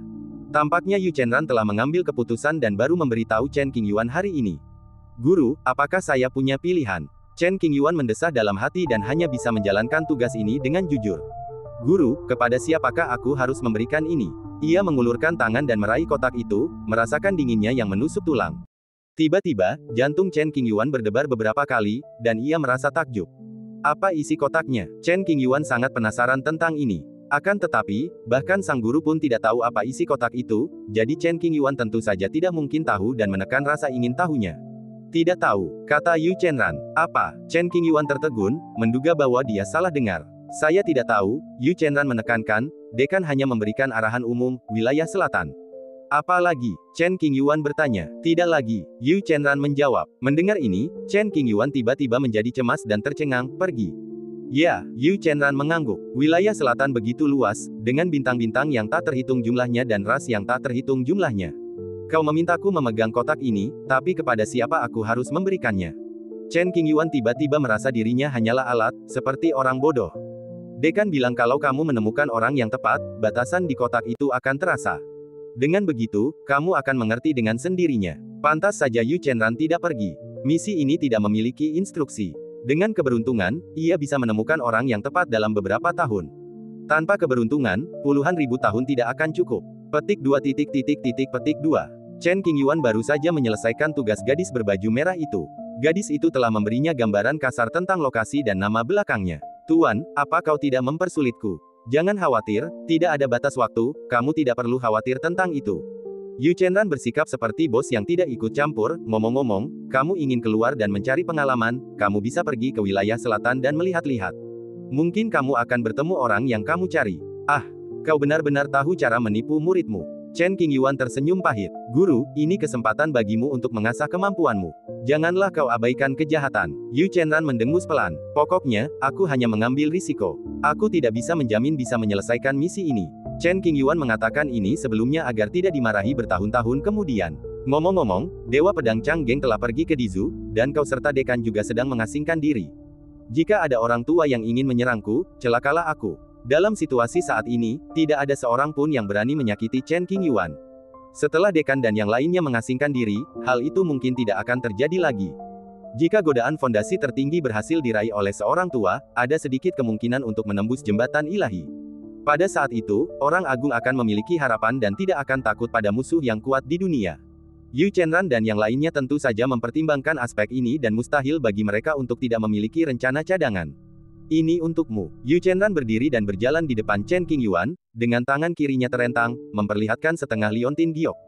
Guru, apa ini? Chen Qingyuan mengambil setengah liontin giok di tangannya dan melihatnya dengan saksama beberapa kali, tetapi tidak dapat menemukan sesuatu yang istimewa tentangnya. Sebuah tanda kepercayaan, kata Yu Chenran. Chen Qingyuan tampak bingung dan tidak tahu apa yang sedang terjadi. Menunduk menatap liontin giok itu, Yu Chenran mendesah pelan, aduh. Ini agak disayangkan. Guru, tolong berhenti membuatku penasaran dan katakan padaku sekarang. Chen Qingyuan mencium aroma gosip, yang pasti sangat menarik. Ini tanda cinta. Liontin gioknya awalnya utuh, tapi patah menjadi dua. Yu Chenran berkata dengan lembut. Tanda cintamu. Chen Qingyuan terkejut dan berkata tanpa sadar, aku belum pernah mendengarmu menyebutkannya sebelumnya. Dan apa maksudmu dengan benda ini? Itu bukan tuanmu. Yu Chenran memukul kepala Chen Qingyuan dan memelototinya. Kalau bukan kamu, siapa? Kecurigaan di antara alis Chen Qingyuan semakin kuat selama beberapa detik, lalu ia berbisik bercanda, tidak mungkin dekan. Ketika lelucon ini keluar, Yu Chenran tidak menyalahkan Chen Qingyuan, juga tidak membantahnya. 10 He serius. Tiba-tiba suasana menjadi luar biasa sunyi. Gulu, tenggorokan Chen Qingyuan bergulung beberapa kali, dan tangan yang memegang liontin setengah giok sedikit bergetar. Keraguan di wajahnya berangsur-angsur menghilang, dan malah menjadi sedikit aneh, dengan beberapa helai keringat dingin di dahinya. Tebakanku benar. Ketika pikiran ini terlintas di benaknya, Chen Qingyuan tak kuasa menahan diri untuk tidak memikirkan sosok dekan dan bergidik. Akankah seorang pria luar biasa dan menawan seperti dekan jatuh cinta pada seseorang? Ini terlalu hambar. Chen Qingyuan tidak dapat mempercayainya. Namun, raut wajah serius Yu Chenran membuat Chen Qingyuan percaya. Ia bertanya dengan gemetar, Guru, apakah ini benar? Ya, Yu Chenran mengangguk pelan dan mulai menceritakan masa lalunya. Dahulu kala, ketika aku baru saja masuk sekte, aku mendengar sesuatu. Lebih dari 20.000 tahun yang lalu, kakak laki-laki senior kedua, garis keturunan utama akademi pertama, telah mengejar kakak perempuan senior tertua. Konon katanya dia beberapa kali menyatakan cintanya secara langsung kepada wanita itu, dan hal ini berlangsung selama lebih dari 500 tahun, dengan jumlah pengakuan tidak kurang dari 1000 kali. Peristiwa ini diketahui semua orang di akademi, dari dekan lama sampai murid baru, semuanya mengagumi kegigihan murid kedua dari garis keturunan utama. Itu benar-benar cinta yang mendalam. Orang-orang memberinya julukan, maniak mabuk cinta. Dihadapkan dengan pengakuan penuh gairah seperti itu, kakak tertua dari garis keturunan utama selalu menolak dan tidak pernah setuju. Saudara kedua menolak menyerah dan terus bertahan. Mungkin karena kegigihan kakak kedua, atau mungkin karena tersentuh oleh pemikiran itu, kakak pertama memutuskan untuk memberi kesempatan pada pria yang sedang jatuh cinta itu. Jika lelaki yang sedang jatuh cinta itu dapat mengalahkan kakak tertua suatu hari, maka kakak tertua akan setuju untuk menjadi pasangannya. Karena alasan ini, lelaki yang sakit cinta bekerja siang dan malam untuk mengolah rantainya, dan kekuatannya meningkat dengan cepat. Sayangnya, kakak tertua sangat berbakat dan rela menanggung kesulitan. Sekeras apapun pria yang tergila-gila itu mencoba, ia tetap tak tertandingi oleh kakak tertua. Bertahun-tahun kemudian, dekan tua itu meninggal dunia. Selama masa pemilihan dekan, kakak tertua memenangkan pengakuan semua orang dengan kekuatannya sendiri. Hari itu adalah hari bahagia ketika kakak tertua menjadi dekan, dan juga hari ketika lelaki yang sedang kasmaran itu pergi. Kepergian pria yang tergila-gila cinta itu bukan karena ia menyerah, melainkan karena ia tak ingin menjadi noda dalam hidup wanita itu. Setidaknya, begitulah pikirnya. Ia tak ingin keturunannya membicarakan masa lalu ini, jadi pergi adalah pilihan terbaik. Jika pria yang tergila-gila itu tetap tinggal di Akademi Daoyi, ia tidak bisa menjamin bahwa ia tidak akan mengganggu dekan. Jadi, ia pergi dan tidak pernah kembali. Sebelum pergi, lelaki yang sedang jatuh cinta itu bertemu dengan dekan. Ia membelah liontin giok menjadi dua, menyimpan satu untuk dirinya sendiri dan menyerahkan yang lain kepada dekan. Ia terkekeh dan berkata, "Kakak senior, liontin giok ini pemberianmu waktu aku kecil. Liontin ini melindungiku dan membantuku melewati masa sulit." Anak laki-laki yang sedang jatuh cinta adalah seorang anak jalanan yang sedang dalam masalah besar dan hidupnya dalam bahaya. Untungnya, dia bertemu Yan Simeng, yang pernah pergi mencari pengalaman saat dia masih muda, dan pria yang sedang jatuh cinta itu diselamatkan dari bahaya. Yan Simeng memberikan liontin giok kepada pria yang sedang jatuh cinta untuk melindungi hidupnya. Liontin giok itu adalah sebuah kesempatan, yang memungkinkan pria yang tergila-gila cinta itu menemukan jalannya ke Akademi Daoyi. Setelah melalui banyak kesulitan, pria yang tergila-gila cinta itu mendapatkan kesempatan untuk bergabung dengan Akademi Daoyi, lulus berbagai ujian, dan resmi masuk. Barang ini seharusnya dikembalikan kepadamu, tapi aku ingin menyimpannya sebagai kenang-kenangan. Jika Akademi Daoyi mengalami masalah suatu hari nanti, atau jika kau membutuhkan sesuatu, datanglah kepadaku dengan membawa setengah liontin giok ini. Apapun yang terjadi, aku akan melakukannya, bahkan jika itu berarti mengorbankan nyawaku. Setelah berjanji, lelaki yang sedang jatuh cinta itu pergi. Dekan selalu membawa liontin setengah giok ini sebagai souvenir. Beberapa hari yang lalu, dekan kembali ke rumah setelah mengalami pengalaman hampir mati. Hari itu, di luar jembatan Senxiao, dia melihat seorang pria yang sedang jatuh cinta, berpakaian hitam. Mereka saling berpandangan, tak bisa berkata apa-apa. Pria yang sedang jatuh cinta itu merasa lega melihat Din kembali hidup-hidup, dan pergi tanpa menoleh ke belakang. Beberapa perasaan tidak akan pernah hilang, tidak peduli berapa lama waktu berlalu. Kali ini, masa depan Akademi Daoyi, Kingzong, dan perubahan seluruh era dipertaruhkan. Dekan harus mengundang orang itu keluar untuk melindungi nyawa Chen Qingyuan. Dekan itu terperosok jauh ke dalam jembatan ilahi dan terluka parah.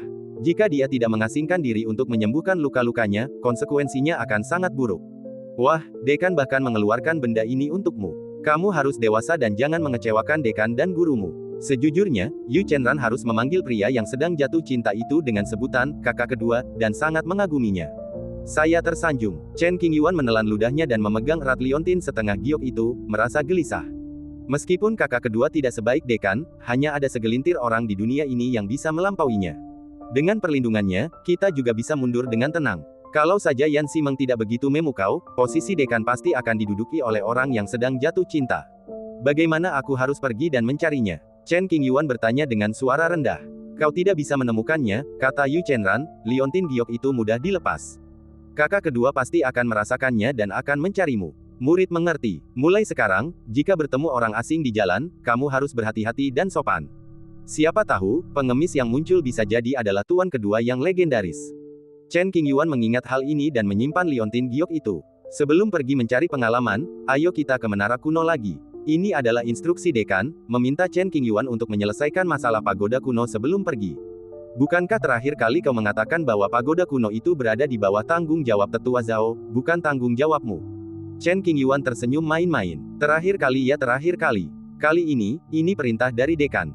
Cepat keluar dari sini. Jangan buang waktu. Sambil berbicara, Yu Chenran menendang Chen Qingyuan dan mengirimnya langsung ke menara kuno. Pagoda kuno di Akademi Daoyi memiliki total 33 lantai. Terakhir kali Chen Qingyuan mencapai lantai 28, dia berhenti karena berbagai alasan. Hanya ada satu kesempatan terakhir. Jika Chen Qingyuan gagal mencapai puncak, dia tidak akan pernah bisa memasuki menara kuno itu lagi. Nak, aku akan melindungimu. Begitu Chen Qingyuan tiba di menara kuno, Lin Wenchou muncul. Paman Lin. Melihat ini, Chen Qingyuan segera memberi hormat. Lin Wenchou dan Yu Chenran memasuki sekte bersama, tetapi tidak satu pun dari mereka ingin menjadi murid juniornya. Paman guru ini, Lin Wenchou, yang menipu Chen Qingyuan agar meneleponnya. Datang, Lin Wenchou membuka penghalang di sekitar menara kuno dan menyaksikan Chen Qingyuan masuk. Jika Chen Qingyuan menghadapi bahaya di menara kuno, Lin Wenchou dapat menyelamatkannya dan melindunginya pada saat pertama. Terlalu banyak bahaya di dunia luar. Bahkan jika Lin Wenchou tidak perlu menjaga Akademi Daoyi, akan sulit baginya untuk melindungi Chen Qingyuan. Lagi pula, dia bukan biksu di jembatan ilahi. Dia hanya menyentuh jembatan ilahi dan tidak bisa menghadapi orang-orang tua yang bersembunyi di dalam peti mati. Begitu memasuki menara kuno, Chen Qingyuan berdiri di lantai 28. Saya telah lulus penilaian level ini terakhir kali, dan sekarang saya bisa melanjutkan ke lantai 29. Lantai 29 diselimuti kabut. Chen Qingyuan melirik sekeliling beberapa kali, tetapi tidak melihat informasi yang berguna. Kabut tebal menyelimuti segalanya, menggunakan kesadaran ilahi dan berbagai teknik Tao sia-sia, dan tidak ada cara untuk menghilangkan kabut tersebut. Dentang. Sesaat kemudian, suara lonceng terdengar dari kedalaman kabut tebal, menyentuh kedalaman jiwa Chen Qingyuan. Tubuh Chen Qingyuan bergetar seolah tersengat listrik, dan ekspresi wajahnya agak ganas. Suatu kekuatan yang tak terlukiskan menyerang setiap bagian tubuh Chen Qingyuan. Hanya dalam beberapa tarikan napas, Chen Qingyuan tahu apa tingkat ujian ini. Hati Tao. Di jalan praktik spiritual, bakat itu penting, tetapi hati yang mencari Tao bahkan lebih penting. Suara lonceng yang menggetarkan jiwa terus-menerus menyerang keyakinan Chen Qingyuan. Begitu hatinya goyah, ia akan jatuh ke jurang dan diusir dari menara kuno. Mengenai cara lulus penilaian, Chen Qingyuan masih belum jelas. Saat ini, kita harus menjaga pikiran kita tetap tenang dan tidak rileks sedikit pun. Pada bulan-bulan berikutnya, Chen Qingyuan duduk bersila di lantai ini, dan pakaiannya beberapa kali basah oleh keringat. Tutuplah matamu rapat-rapat dan tenangkan pikiranmu. 3 manik emas di tubuh berputar perlahan, dan pola Tao misterius muncul samar-samar pada manik-manik emas. Rasa tertekan di tubuhku berangsur-angsur mereda, dan kabut di sekelilingku mulai menghilang. Ketika Chen Qingyuan merasa tekanannya hilang, dia perlahan membuka matanya dan mendapati sekelilingnya kosong dan kabutnya sangat tipis. Memandang ke depan, sebuah lonceng kuno berdiri di udara. Lonceng kuno itu sangat sunyi, tidak lagi mengeluarkan suara dentingan yang menakutkan. Ini berarti Chen Qingyuan telah lulus ujian ini dan tetap setia pada niat awalnya. Donglong, sebuah pintu batu kuno muncul. Chen Qingyuan dengan lembut mendorong pintu batu dan melangkah maju. Sua, segala yang ada di hadapanku kabur. Penglihatan itu berangsur-angsur menjadi jelas, dan Chen Qingyuan berdiri di lantai 30. Beberapa tingkat penilaian berikutnya sangat sederhana, yaitu bertarung. Bertempur melawan tekad yang ditinggalkan oleh beberapa leluhur Akademi Daoyi, di alam yang sama, ia mengerahkan kekuatan pamungkasnya. Dengan bakat yang dimiliki Chen Qingyuan, dia tidak mempunyai saingan dalam pertarungan dengan orang-orang yang berada di alam yang sama. Oleh karena itu, setelah menghabiskan beberapa hari, bertarung menjadi ujian yang paling mudah dan lulus tanpa bahaya apapun. Klik. Dengan sedikit rasa ingin tahu dan gelisah, Chen Qingyuan melangkah melewati pintu batu menuju lantai 33. Pendakian pagoda kuno tersebut menyebabkan munculnya fenomena aneh di banyak tempat di Akademi Daoyi. Murid-murid biasa tidak mengerti apa maksudnya, jadi mereka hanya melihatnya dengan santai dan melanjutkan pekerjaan mereka sendiri.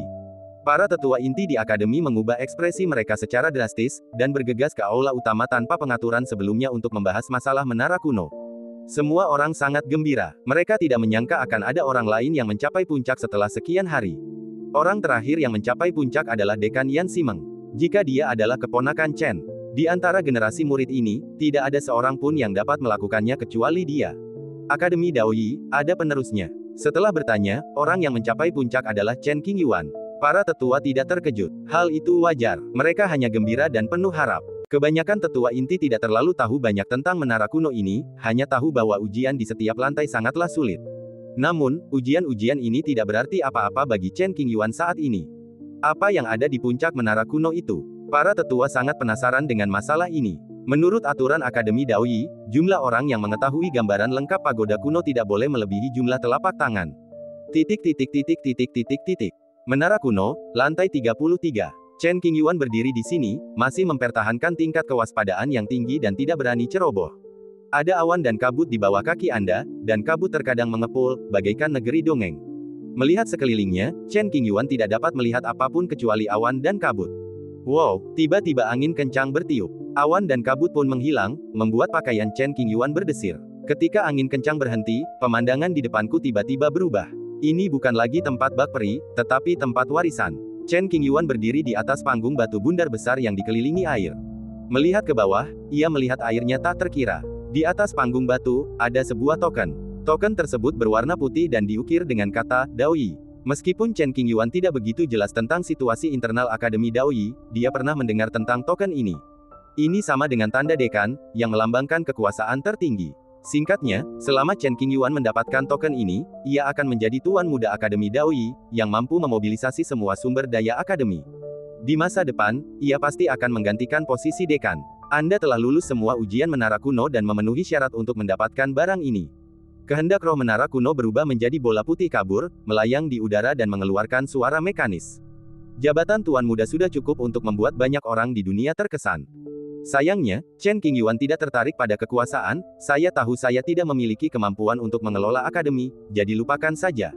Apakah kamu bermaksud menolak? Kebijaksanaan spiritual Guta tertegun sejenak dan bertanya. Ya, Chen Qingyuan mengangguk. Chen Qingyuan tidak mau mengambil token itu karena dia punya banyak alasan.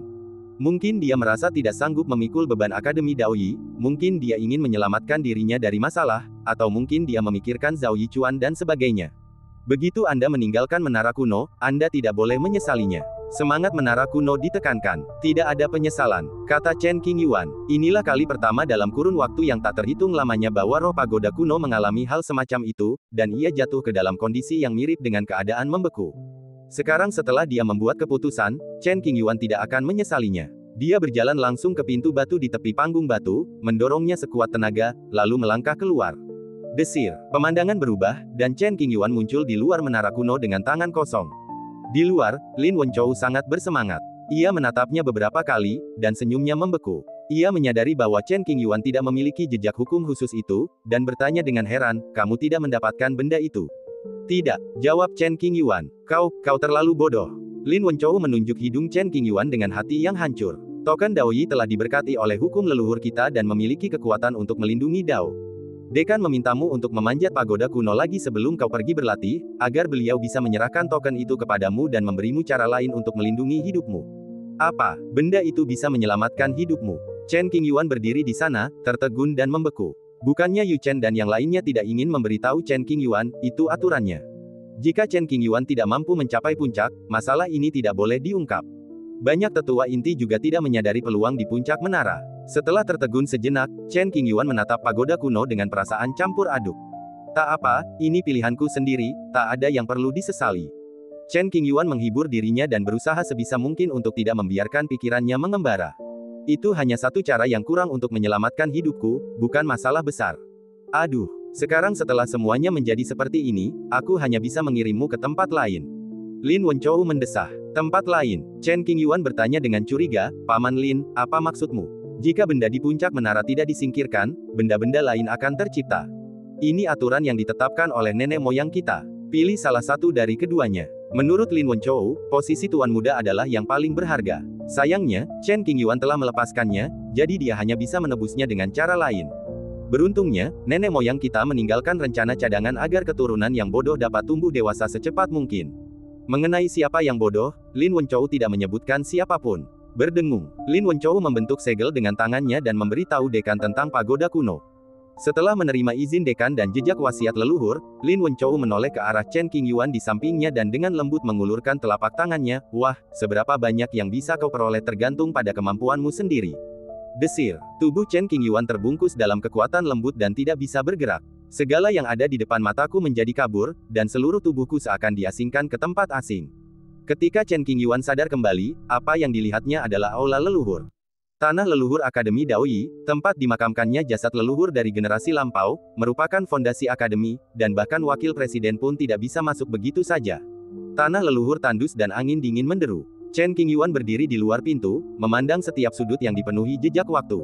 Aula leluhur itu kecil, tetapi di tengahnya berdiri sebuah bingkai kayu besar, yang di atasnya terdapat beberapa prasasti roh. Arwah para pendahulu Akademi Daoyi yang masih hidup bersemayam di dalam prasasti-prasasti itu, diam-diam melindungi akademi dan menjaga kekayaan leluhur. Dengan hati penuh kekaguman, Chen Qingyuan melangkah hikmat dan berjalan memasuki aula leluhur. Murid Chen Qingyuan memberi penghormatan kepada semua leluhur. Chen Qingyuan awalnya ingin berlutut dan bersujud untuk menunjukkan rasa hormatnya. Tanpa diduga, ketika Chen Qingyuan baru saja menekuk lututnya, sebuah kekuatan tak dikenal menghentikannya dan mencegahnya berlutut. Saya mencoba beberapa kali, tetapi semuanya gagal. Chen Qingyuan tidak punya pilihan selain membungkuk. Mengapa tidak membiarkan dirimu berlutut? Chen Qingyuan bingung dengan hal ini, tetapi ia tidak terlalu memikirkannya. Mungkin surat wasiat leluhurnya lebih ramah dan tidak menyukai formalitas kosong seperti itu. Merayu, tiba-tiba angin bertiup dari luar pintu. Dentang, pintu yang terbuka tertutup rapat, menyebabkan Chen Qingyuan gemetar dalam hati dan merasa sedikit gelisah. Seberkas kekuatan tak kasat mata datang dari ujung aula leluhur, perlahan-lahan melayang di sekitar Chen Qingyuan, lalu menembus alisnya. Berdengung. Saat berikutnya, Chen Qingyuan melayang di udara, dengan cahaya keemasan yang tak terhitung jumlahnya berkedip di sekujur tubuhnya, dan tubuhnya untuk sementara tidak terkendali. Dia dapat merasakan arus hangat mengalir melalui meridiannya, membersihkan kotoran dalam tubuhnya dan menerobos hambatan di wilayah kultivasinya. Wow, sinar kekuatan kemauan lainnya melayang dan memasuki tubuh Chen Qingyuan dari telapak kakinya. Energi spiritual murni memenuhi seluruh tubuhnya, membuat fondasinya sangat kokoh. Ketiga ramuan emas suci itu mengeluarkan suara, dentang, dan kilau di permukaan ramuan emas itu semakin terang, seolah sedang mengalami transformasi. Kekuatan spiritual yang tak terbatas datang dari segala arah aula leluhur dan semuanya bergegas menuju Chen Qingyuan. Inisiasi. Tidak peduli seberapa bodohnya Chen Qingyuan, dia bisa menebak apa yang sedang terjadi. Infus kekuatan spiritual dari kehendak leluhur semua generasi cukup untuk menyelamatkan Chen Qingyuan dari ratusan atau bahkan ribuan hari latihan keras tanpa efek samping apapun.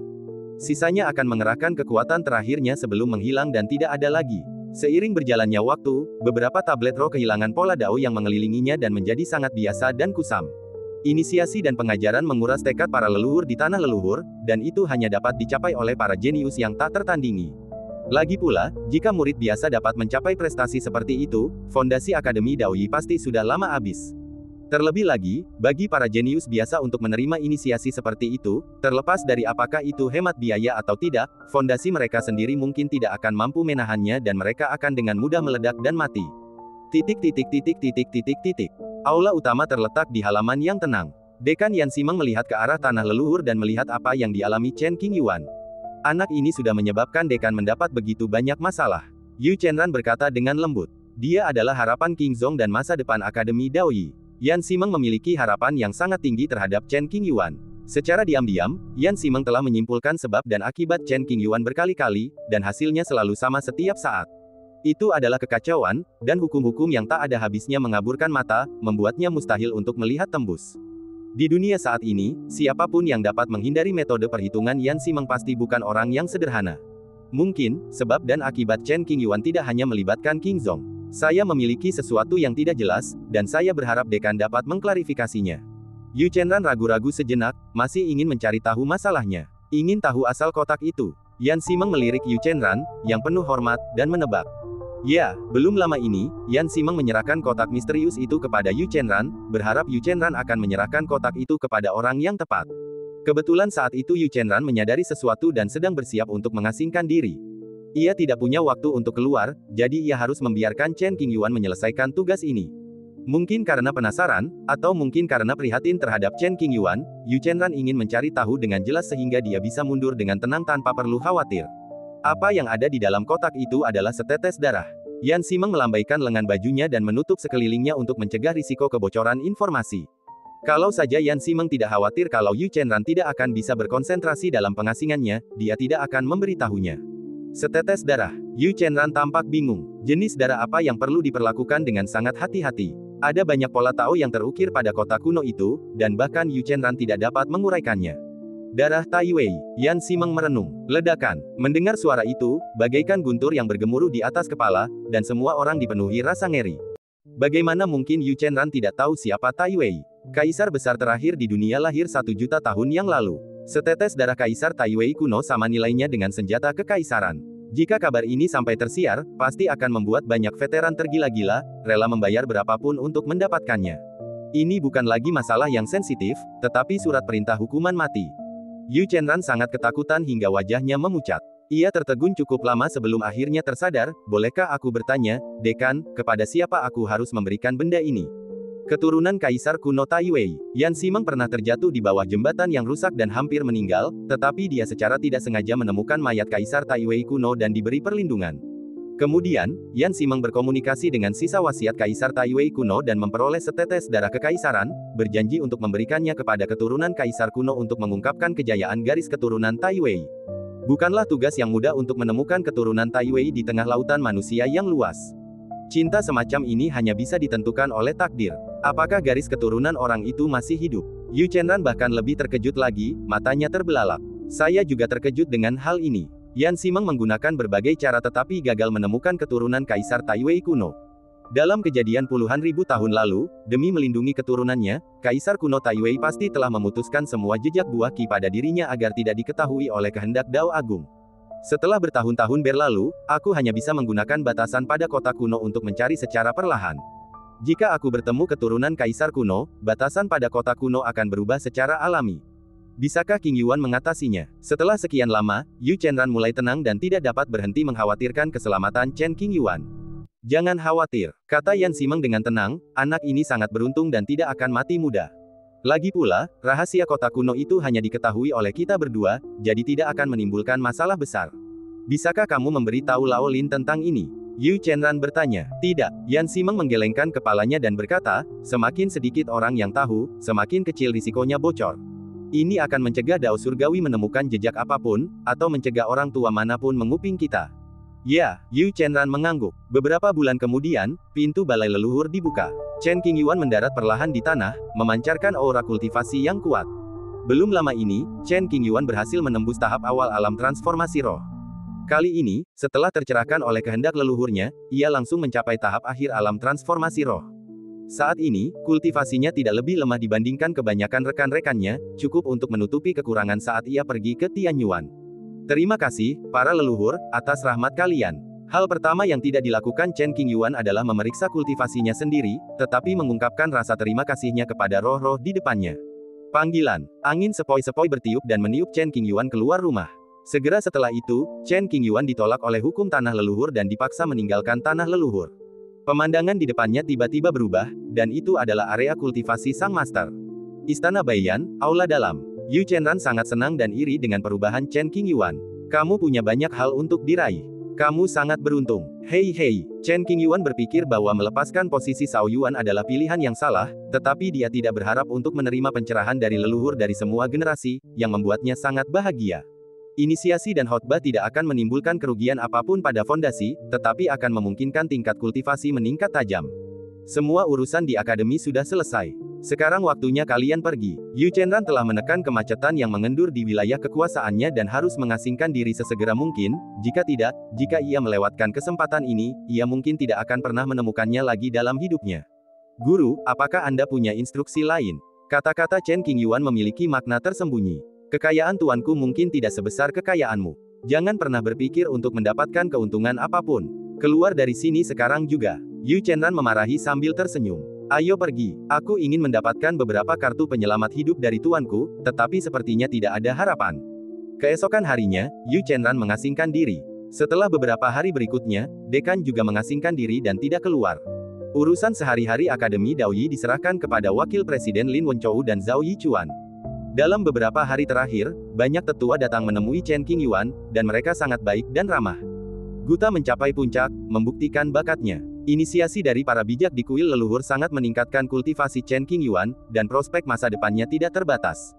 Di bawah pengaruh berbagai faktor, para ketua berbagai sekte, yang jarang terlihat pada hari kerja, semuanya mengundang Chen King Yuan untuk minum teh bersama. Terlebih lagi, beberapa orang secara langsung membawa generasi muda yang sesuai usia untuk menemui Chen King Yuan, dan maknanya sangat jelas. Chen King Yuan telah menjadi tokoh populer di Akademi Daoyi, dan setiap gerakannya menarik banyak perhatian. Dalam situasi ini, bahkan jika Chen King Yuan ingin berlatih di Akademi Daoyi, akan sulit baginya untuk menemukan kedamaian. Pergi keluar untuk mendapatkan pengalaman adalah pilihan yang baik. Menghadapi antusiasme para tetua, Chen King Yuan menyambut mereka dengan senyuman dan tidak berani bersikap kasar. Setelah sekian lama sibuk bekerja, akhirnya mereka memulangkan para tetua. Lebih lanjut, Chen King Yuan menyatakan niatnya untuk tidak mencari pasangan Tao untuk sementara waktu, sehingga para tetua terpaksa mengurungkan niat untuk menikah. Jika kalian menghadapi bahaya, silakan kembali. Meskipun kami sudah tua, kami masih cukup kuat untuk bertarung. Para tetua sangat menyukai Chen King Yuan dan membuat janji satu demi satu. Singkatnya, cobalah untuk tidak membuat masalah di luar, tapi jangan takut juga. Jika kamu mendapat masalah, pulang saja. Selama Akademi Daoyi masih ada, mereka pasti akan melindungimu. Ada ratusan tetua inti di Akademi Daoyi, dan yang terburuk di antara mereka adalah para kultivator pada tahap awal Mahayana. Fondasi semacam ini tidak dapat dibandingkan dengan fondasi kekuatan kelas 1 biasa. Panggilan. Setelah meninggalkan dunia kecil Akademi Daoyi, Chen Qingyuan menghela napas lega. Sungguh tidak mudah untuk berurusan dengan sekelompok orang tua yang antusias. Sebelum menuju wilayah selatan, mari kita temui Pak Tua Han dulu. Chen Qingyuan tidak akan melupakan apa yang dia janjikan kepada tuannya dan akan menyerahkan kotak itu kepada pemilik aslinya. Lagi pula, ini soal latihan dan pengembangan diri, jadi kemanapun kamu pergi, tidak masalah. Kalau kamu tinggal di wilayah selatan, kamu mungkin akan bertemu pemilik kotak itu. Han Tua, yang disebutkan Chen Qingyuan sebenarnya adalah Han San, yang mengenal ratusan saudara tua. Medan bintang roh manusia di alam liar utara, 4 sekte suci. Han San adalah putra pemimpin sekte 4 orang suci. Ia pernah berkeliaran sebelumnya dan kemudian ditemukan, yang menyebabkan beberapa hal yang tidak menyenangkan. Ibu Han meninggal untuk memastikan posisi ayahnya sebagai Tuan Suci. Setelah itu, Tuan Suci menikah lagi, tanpa memikirkan hidup atau mati Han San. Belakangan, kabar tentang Han San menyebar ke 4 sekte suci. Demi menyelamatkan muka, sang penguasa suci membawa kembali Han San, yang menimbulkan kehebohan. Untungnya, Chen Qingyuan turun tangan, jadi Han San tidak terlalu menderita ketidakadilan. Aku tidak tahu bagaimana kabar si tua Han dan teman-temannya. Chen Qingyuan bertanya dan mengetahui bahwa Han San telah kembali ke sekte 4 orang suci. Di gerbang 4 sekte suci, Chen Qingyuan secara langsung mengungkapkan asal-usulnya. Tuan Chen, silakan masuk cepat. Penjaga itu tidak berani menunda dan segera mengundang Chen Qingyuan masuk, dan sekaligus memberitahu para tetua tentang masalah tersebut.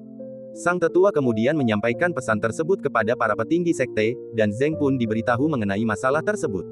Melihat ke seluruh dunia, berapa banyak praktisi di dunia yang tidak mengetahui nama Chen Qingyuan. Tak seorang pun di generasinya yang dapat melampauinya. Ditambah dengan kekuatan di belakang Chen Qingyuan, dia akan mampu berjalan menyamping di Northern Wilderness. Hanya dalam waktu yang dibutuhkan untuk menusukkan dupa, para pemimpin 4 sekte suci telah menyiapkan jamuan makan di aula resepsi. Tuan Suci dan yang lainnya muncul satu demi satu, memberi Chen Qingyuan cukup banyak muka. Yang mulia, tidak perlu mengerahkan pasukan besar. Saya hanya mewakili diri saya sendiri, mencari seorang teman lama. Chen Qingyuan menatap para tetua 4 sekte suci dan berkata sambil membungkuk. Tamu tetaplah tamu. Beraninya 4 orang suci memperlakukan Tuan Chen dengan tidak hormat. Para tetua menyanjung. Chen Tua. Pada saat ini, sebuah panggilan datang dari samping. Han San mengenakan gaun biru muda dan tampak energi. Mendengar suara itu, Chen Qingyuan bergegas menghampiri, bertukar pandang dengan Han San, lalu tertawa terbahak-bahak. Han Tua, kau masih hidup, itu saja. Melihat kakak laki-lakiku aman dan sehat, aku merasa jauh lebih tenang. Mengabaikan undangan dari para pemimpin tinggi 4 sekte suci, Chen Qingyuan pergi ke kediaman Han San. Kedua saudara itu sudah lama tidak bertemu, jadi mereka minum-minum dan mengenang masa lalu. Setelah mengobrol cukup lama, Han San mengemukakan sesuatu. Sesuatu tampaknya telah terjadi pada keluarga Murong. Keluarga Murong adalah kekuatan kelas 3 di Northern Wilderness. Awalnya, Han San tidak terlalu memperhatikan mereka, tetapi ia menjadi khawatir karena mengetahui bahwa keluarga Murong memiliki sejarah dengan Chen Qingyuan. Ada apa? Chen Qingyuan mengerutkan kening, meletakkan gelas anggurnya dan bertanya. Beberapa tahun yang lalu, sebuah harta karun langka muncul di wilayah keluarga Murong, menarik keserakahan berbagai pihak. Banyak anggota keluarga Murong terbunuh dan terluka dalam pengejaran harta karun ini. Sekarang, saya khawatir ada risiko genosida. Kultivasi Han San relatif lemah, dan 4 sekte suci tidak memiliki suara dan tidak berdaya. Harta karun apa sebenarnya yang menyebabkan keluarga Murong terjerumus ke dalam krisis genosida? Chen Qingyuan bertanya. Konon katanya itu harta karun leluhur keluarga Murong, tapi saya tidak yakin apa itu. Han San tidak dapat memberikan informasi pasti tentang masalah ini, dan hanya mendengarnya dari kabar angin. Harta milik keluarga Murong sendiri berakhir seperti ini karena mereka kekurangan kekuatan. Chen Qingyuan menghela napas panjang. Pada saat yang sama, ia memikirkan situasinya sendiri. Jika bukan karena perlindungan Akademi Daoyi dan para petinggi, ia pasti sudah dalam masalah sejak lama. Keluarga Murong dulu punya hubungan baik denganmu. Mau lihat, kata Han San, itu akan terjadi secara alami. Lakukan yang terbaik. Tiba-tiba, sosok seorang gadis muncul di depan Chen Qingyuan. Murong Wensi, kami hanya berteman. Selain itu, Chen Qingyuan juga merupakan debitur Murong Wensi dan dia memiliki surat utang padanya. Semoga beruntung. Han San mengangkat gelasnya dan berkata. Mereka mengangkat gelas mereka bersama-sama dan meminum anggur yang ada di dalamnya. Han Tua, apakah Sekte 4 Suci telah memberimu masalah selama bertahun-tahun? Chen Qingyuan mengganti topik pembicaraan. Lumayan, Han San tidak ingin membuat Chen Qingyuan khawatir, jadi dia tampak santai dan terkekeh, jangan khawatirkan aku.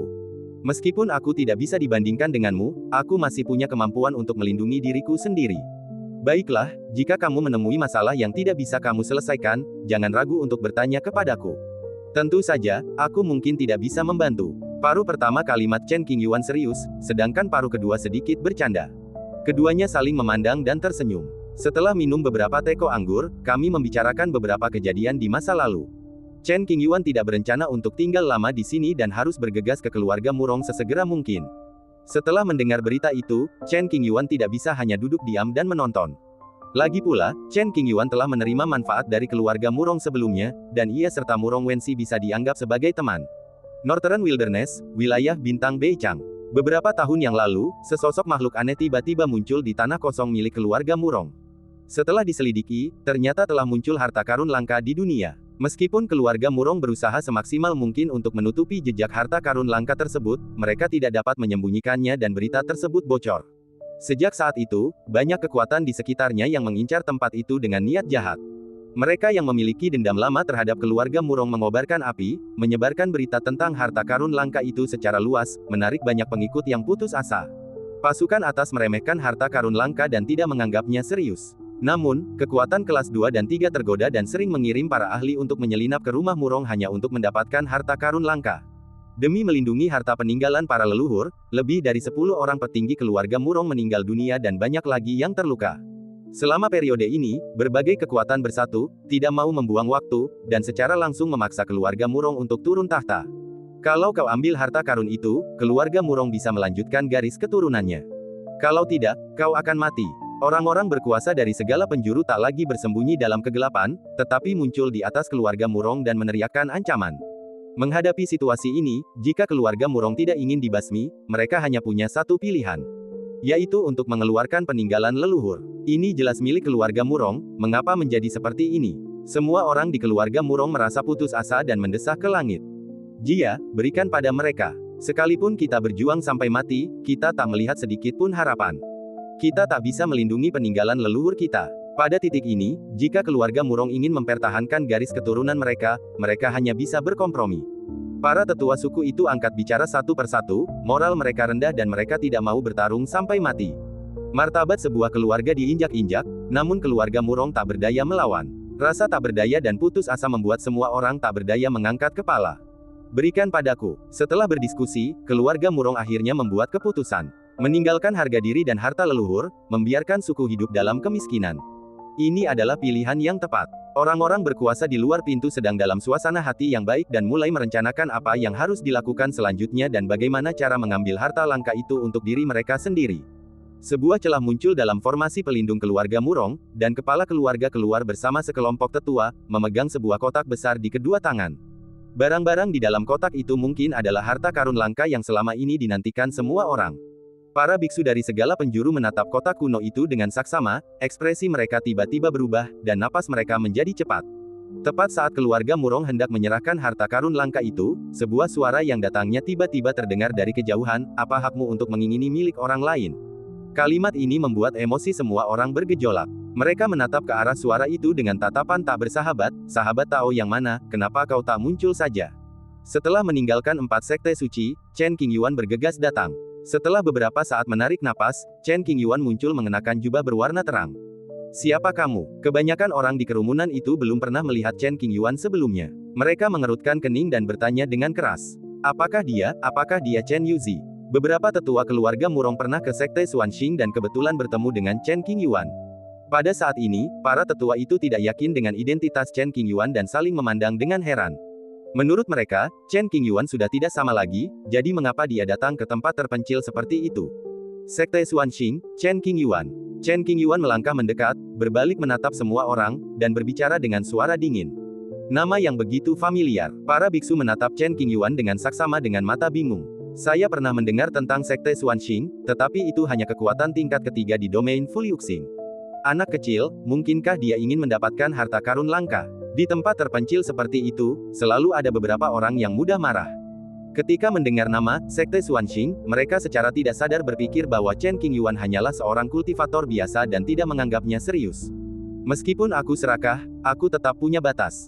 Aku tidak setidak tahu malu seperti kalian." Chen Qingyuan berkata dengan nada sinis, tidak takut dengan orang banyak.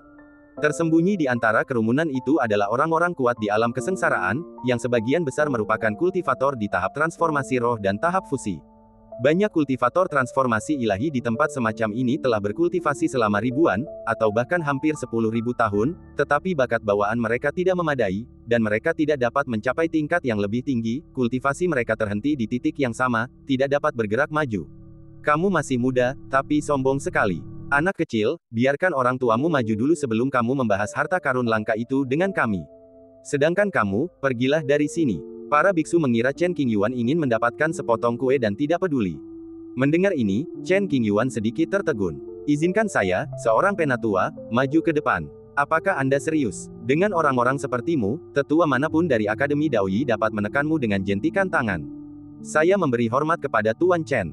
Seorang tetua dari keluarga Murong memberanikan diri untuk melangkah maju dan memberi penghormatan. Chen Qingyuan baru saja mengungkapkan identitasnya, jadi keluarga Murong tidak ragu. Sopan, Chen Qingyuan mengangguk sebagai balasan dan tersenyum kecil. Bolehkah saya bertanya, Guru, apa yang membawa Anda ke sini hari ini? Melalui cerita beberapa tetua klan, pemimpin keluarga Murong mengonfirmasi asal-usul Chen Qingyuan yang sebenarnya dan bertanya dengan hormat.